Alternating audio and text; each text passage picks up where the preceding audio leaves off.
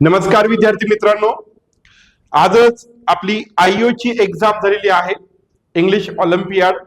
तर त्या एक्झाम मध्ये जो पेपर दिला होता त्या पेपर मधील जे क्वेश्चन्स होती ती क्वेश्चन्स आणि त्याचं एक्सप्लेनेशन घेऊन मी आलेलो आहे. तर आपल्या सर्वांना ते प्रश्न मी समजून सांगणार आहे व याची आपण एक संभाव्य आन्सर की काढत आहोत. ती संभाव्य आन्सर की आणि तुम्ही लिहिलेली उत्तरं ही बरोबर आहेत का पाहून घ्या. या 2-3 भागामध्ये तुम्हाला ही आन्सर की दिली जाणार आहे, कारण प्रश्न आणि त्याच्यासोबत त्याचं एक्सप्लेनेशन पण दिलं जाणार आहे. त्यामुळे पाहून घ्या की तुमची जी आन्सर की आहे, म्हणजे तुम्ही जे सोडवलेले प्रश्न आहेत आणि आपण इथं जे संभाव्य आन्सर की सांगत आहोत विथ एक्सप्लेनेशन, ते बरोबर येतं का पहा. जी फायनल एक्झाम आन्सर की येईल त्याच्यामध्ये काही गुणांचा फरक इकडे तिकडे पडू शकतो. तर आपण इथं सुरुवात करूयात. पहिला प्रश्न पाहूयात आपण. पहा, हा प्रश्न तुम्हाला आलेला असेल. प्रश्न पहा काय आहे. तर या ठिकाणी पहा काय आहे. द प्रोटॅगोनिस्ट, पहा, the protagonist poured her heart into a heartfelt dash, conveying years of love and hope she wished to express. आता या ठिकाणी जे ऑप्शन दिले आहेत त्यांचे अर्थ मी तुम्हाला पहा इथं दिलेले आहेत. जो पहिला ऑप्शन आहे आपला, त्याचा उच्चार बघा काय होतो. त्याचा उच्चार पहा या ठिकाणी, love and hope she wish to express. बघा, तिला जे प्रेम किंवा ज्या आशा अपेक्षा तिला व्यक्त करायच्या होत्या किंवा कळवायच्या होत्या तिने डॅशच्या माध्यमातून कळविलेल्या आहेत. तर या वाक्याचा अर्थ आपण जर लक्षात घेतला तर हा जो शब्द आहे, ज्या शब्दाचा अर्थ काय होतो, भावपूर्ण पत्र किंवा पत्र, तर या ठिकाणी हे पर्याय क्रमांक 1 हे उत्तर येतं. कारण तिने पत्राच्या माध्यमातून तिचं ज्या काही प्रेमाच्या भावना किंवा आशा होती, जे काही तिला व्यक्त करायचं होतं तिने तिला कळवलेलं होतं, असा त्याचा अर्थ होतो. म्हणून या प्रश्नाचं उत्तर जे आहे ते ऑप्शन नंबर फर्स्ट येतं. एपिस्टल हे येतं, म्हणजे लेटर या शब्दाचा तो समानार्थी शब्द आहे. फक्त ज्या पत्रामध्ये भावना व्यक्त केलेल्या असतात, मानवी भावना व्यक्त केलेल्या असतात, त्या पत्राला आपण म्हणतो एपिस्टल. तर आय होप तुम्हाला शब्द समजला असेल. पुढच्या प्रश्नाकडे जाऊया. हा प्रश्न, the dash sun blazed over the desert making the sand too hot to walk on without shoes. पर्याय पाहूयात. पहिला पर्याय जो आहे तो कोणता आहे, इम्पल्सिव्ह आहे. या इम्पल्सिव्हचा अर्थ बघा या ठिकाणी काय होतो, उतावळा असा होतो. देन आहे वोलाटाईल, याचा अर्थ होतो चंचल, अस्थिर. नंतर आहे पोलार, ज्याला आपण ध्रुवीय म्हणतो. आणि ब्रॉलिंग याचा अर्थ होतो पहा, जाळणारा, अत्यंत तापलेला. आता लक्षात घ्या, वाक्याचा आपण या ठिकाणी अर्थ पाहूयात. The dash sun blazed over the desert. Okay, then making the sand too hot, इथं काहीतरी होतंय.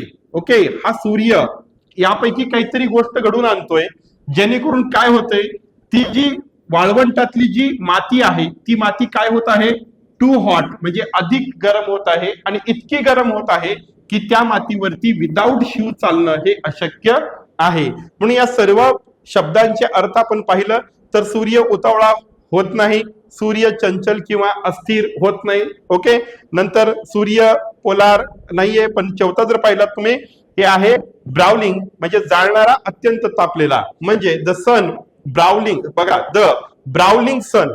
ओके, म्हणजे जाळणारा, अत्यंत, म्हणजे जसं आपण उन्हाळ्यामध्ये पाहतो सूर्याचा जो काही तापमान असतं सूर्याचं, ओके, त्या पद्धतीने the broiling sun blazed over the desert. Okay, म्हणजे सूर्य त्या वाळवंटामध्ये असा बरसत होता, म्हणजे इतकी आग ओकत होता की ती वाळू इतकी गरम झाली होती की त्याच्यावरती विदाऊट शूजचं चालणं अशक्य झालेलं होतं. म्हणून पर्याय क्रमांक 4 जे आहे हे या प्रश्नाचं उत्तर येतं. चला आता यापुढे सेकंड पहा काय आहे. People these days challenge moral dash and care only about having fun.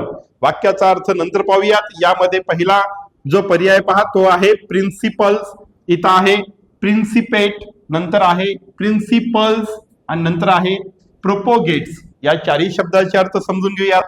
Principles याचा अर्थ होतो मुख्याध्यापक किंवा प्रमुख, शाळेचा प्रमुख. ओके, देन प्रिन्सिपेट या शब्दाचा अर्थ साम्राज्य, शासनाचा एक प्रकार. त्यानंतर आहे प्रिन्सिपल्स, ज्याला आपण तत्व म्हणतो. आणि नेक्स्ट आहे प्रोपोगेट्स, ज्याला म्हणतो आपण प्रसार करणे. ओके, मग आता वाक्याचा अर्थ समजून घेऊया. चला, तर इथे काय म्हणलंय, people this day challenge moral. बघा, मोरल म्हणजे काय, नैतिक. ओके, म्हणजे लोक सध्या आव्हान देतात. चॅलेंज देणे म्हणजे काय, आव्हान देणे. कशासाठी, मोरल म्हणजे नैतिक. मग आता पुढे पाहूया काय तर, and care only about having fun. फक्त ती काय करतात, गप्पा मारतात, आव्हान देतात, म्हणजे आपण असं राहिलं पाहिजे, आपण तसं राहिलं पाहिजे, म्हणजे नैतिकतेच्या गोष्टी करतात, नैतिक तत्वांच्या गोष्टी करतात, आणि नंतर मात्र ते विसरून जातात आणि आपल्याला जसं करायचं तसं करतात, आपापल्या मजेमध्ये राहतात, असं वाक्याचा अर्थ होतो. म्हणून या ठिकाणी या शब्दाच्या पुढे मोरल कोणता शब्द येतो पहा, हा प्रिन्सिपल हा शब्द येतो. म्हणजे मोरल प्रिन्सिपल्स याचा अर्थ होतो नैतिक तत्वे किंवा नैतिक मूल्य असा अर्थ येतो. म्हणून या ठिकाणी पर्याय क्रमांक 3 जे आहे, तो पर्याय क्रमांक 3 ह्या प्रश्नाचं उत्तर होईल. Principle, people this day challenge moral principle and care only about having fun, हे या प्रश्नाचं उत्तर होईल. चला नेक्स्ट क्वेश्चन पाहूयात आपण.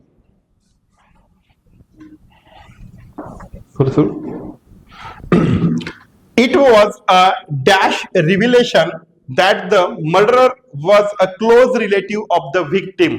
लक्षात घ्या, इथं डॅश रिव्हिलेशन आलेला आहे. ओके, रिव्हिलेशन म्हणजे काय, प्रकट होणे, माहिती होणे, सगळ्यांना त्या गोष्टीची जाणीव होणे वगैरे असं याच्यामध्ये, किंवा उघड होणे असं. आपण जे पर्याय दिलेत पहा, या पर्यायामध्ये काय केलं, एकच शब्दाला त्याचे वेगवेगळे फॉर्म आलेत. हॉरिफाईंग, हॉरिफाय, हॉरिफाईड अँड हॉरर असा हे आहे. हा शब्द अतिशय सोपा आहे, आपण अनेक ठिकाणी याचे अर्थ पाहिले आहेत. पहा, यामध्ये हॉरिफाईंगचा अर्थ काय होतो, भीतीदायक. नेक्स्ट आहे हॉरिफाय म्हणजे काय, घाबरवणे. हॉरिफाईड म्हणजे काय, धक्कादायक, भयभीत होणे. आणि हॉरर म्हणजे काय, भय किंवा दहशत. ओके, या रूट वर्डचे जे काय वेगवेगळे फॉर्म आहेत. आता लक्षात घ्या काय केलंय, it was a dash रिव्हिलेशन that the murderer was a close relative of the victim. Murderer म्हणजे कोण, मर्डरर म्हणजे कोण, ज्याने मर्डर केलेला आहे. ओके, त्याला आपण काय म्हणतो, murderer. Was a close relative of the victim. Victim म्हणजे कोण, ज्याचा खून झालेला आहे तो. लक्षात, देन काय आहे, murderer was a close relative of the victim. Okay, म्हणजे मर्डर जो आहे तो विक्टिमचा काय आहे, क्लोज रिलेटिव्ह आहे. देन ही गोष्ट काय झाली, रिव्हील झाली, आणि ही गोष्ट कशी होती, ऐकणाऱ्यासाठी धक्कादायक होती. कशी होती, धक्कादायक असते. म्हणून या ठिकाणी हे जे हॉरिफाईड जे आहे, ते हॉरिफाईड ऑप्शन जे आहे ते करेक्ट ऑप्शन येतं. म्हणून पर्याय क्रमांक 3 जे आहे ते पर्याय क्रमांक 3 या ठिकाणी येईल. काय येईल, हॉरिफाईड. म्हणजे आन्सर काय होईल पहा, it was a horrified revelation that the murderer was a close relative of the victim. हे खूप धक्कादायक माहिती होती की जो मर्डरर आहे तो विक्टिमचा काय होता, जवळचाच नातेवाईक होता. लक्षात, चला पुढे जाऊया.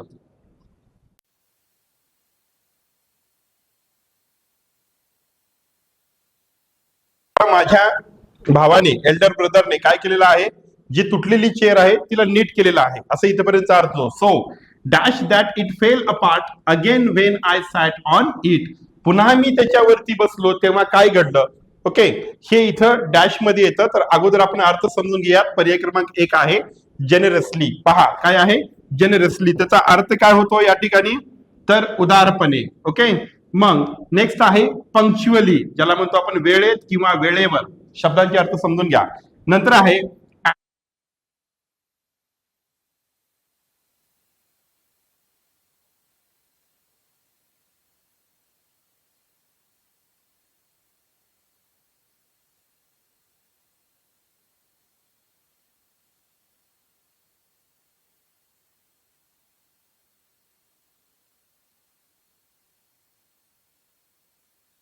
होती की जेव्हा इट फेल अपार्ट, ती पुन्हा तुटली आणि मी पडलो. Again when I sat on it, जेव्हा मी त्याच्यावरती बसलो तेव्हा ती खुर्ची पुन्हा तुटली. अशा अत्यंत फार वाईट पद्धतीने त्याने ती खुर्ची, तुटलेली खुर्ची काय केली होती, नीट केली होती किंवा सरळ केलेली होती, असा त्याचा अर्थ होतो. म्हणून या ठिकाणी पर्याय क्रमांक सी, ऑप्शन नंबर सी जे आहे ते या प्रश्नाचं उत्तर येतं. पहा या ठिकाणी, the baby bird was so weak that it could dash lift its head or move from its nests. बघा इथं काय केलंय की द बेबी बर्ड म्हणजे जे लहान पिल्लू आहे ते वीक होतं, आणि ते वीक असल्यामुळे पुढे काय झालं ते सांगितलेलं आहे.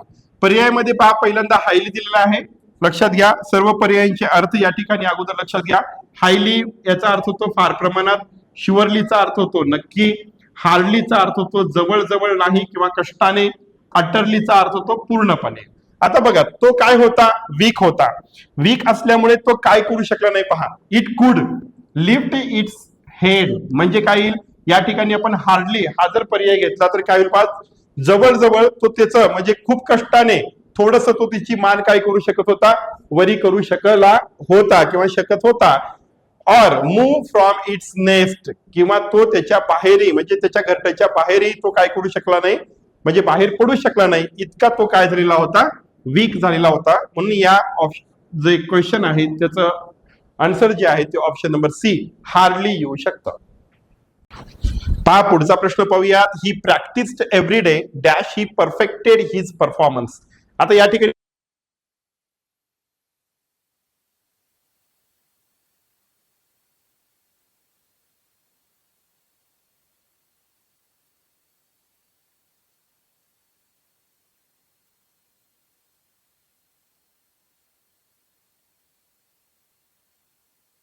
चा अर्थ काय होतो, तोपर्यंत वेदरचा की किंवा किंवा निदरचा होतो नाही दोन्ही, ओके इदरचा होतो कोणताही एक.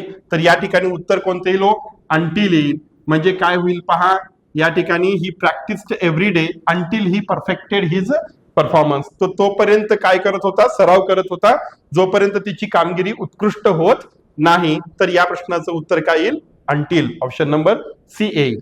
पुढचा प्रश्न पाहूयात आपण. Dash of the books okay here are rare first edition म्हणजे दुर्मिळ पुस्तकं त्यांचं फर्स्ट एडिशनच. काही पुस्तकं इथे अशी आहेत की त्याचं फर्स्ट एडिशन आहे. While dash are modern novels okay काही आधुनिक कादंबऱ्या आहेत. आता इथं म्हटलंय पहा काय म्हटलंय, dash of the books okay many very पहा many of the books here are rare first edition म्हणजे दुर्मिळ. व्हाईल ओके पर्याय क्रमांक 1. अगोदर शब्दांचा अर्थ समजून घेऊयात, सोपं जाईल तुम्हाला.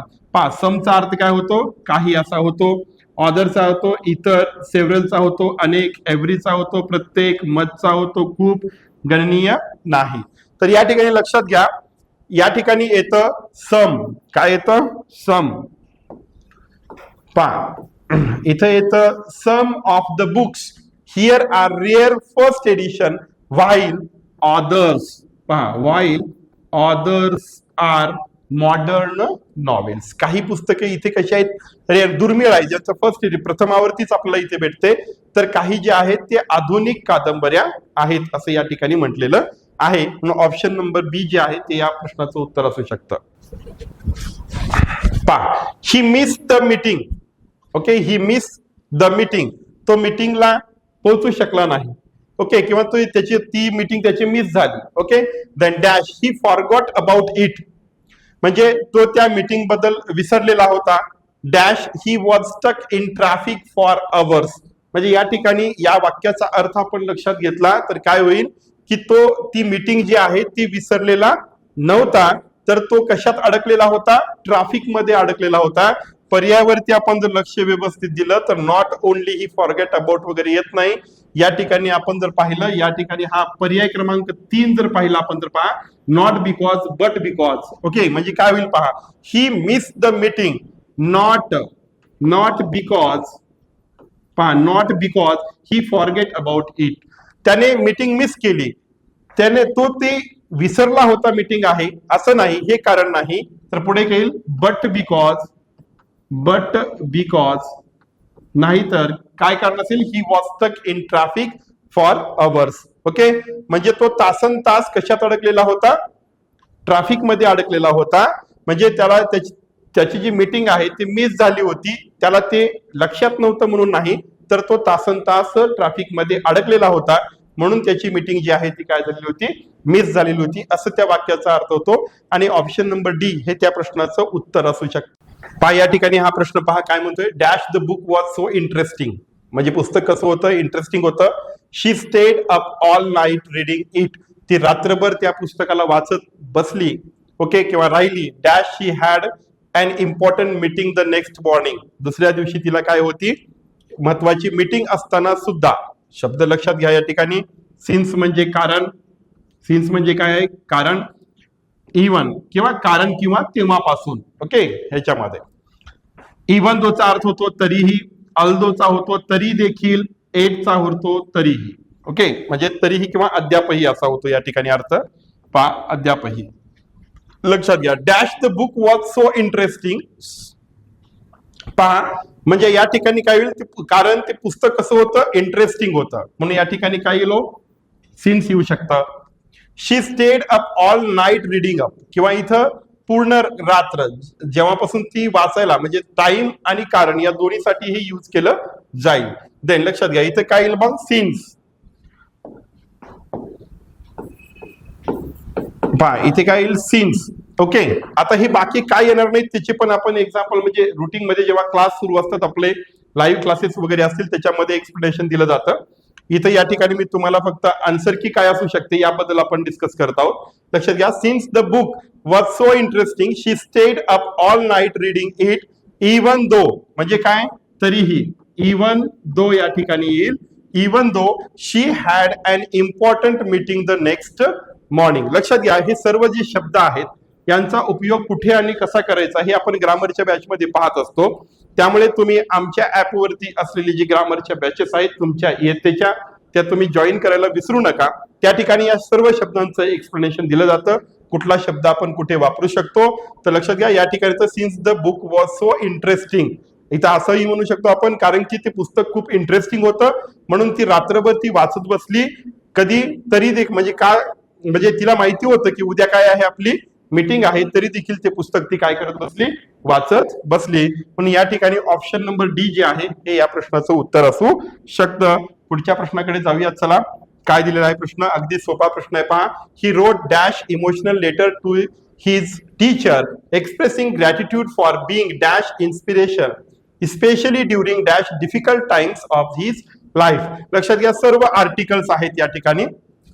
देन आर्टिकल्स पैकी आपल्याला शोधायचे. पहा, या ठिकाणी इमोशनल हे ई वॉवेल पासून सुरू झालेलं आहे, नंतर या ठिकाणी आय हे पण वॉवेल पासून सुरू झालेलं आहे, म्हणजे साहजिकच आहे एन एन येतं आपल्याला. पहा, इथे हा एक पर्याय आहे, हे दोन्ही पर्याय सेम झालेले आहेत. पहा, या ठिकाणी अँड, सॉरी सेम नाही आहेत, लक्षात घ्या, या ठिकाणी हे एन एन द आहे, इथं ए एन द आहे, बाकी कुठेही एन एन आलेलं नाहीये. ह्या बी या ऑप्शन मध्ये पहा एन आलेला आहे.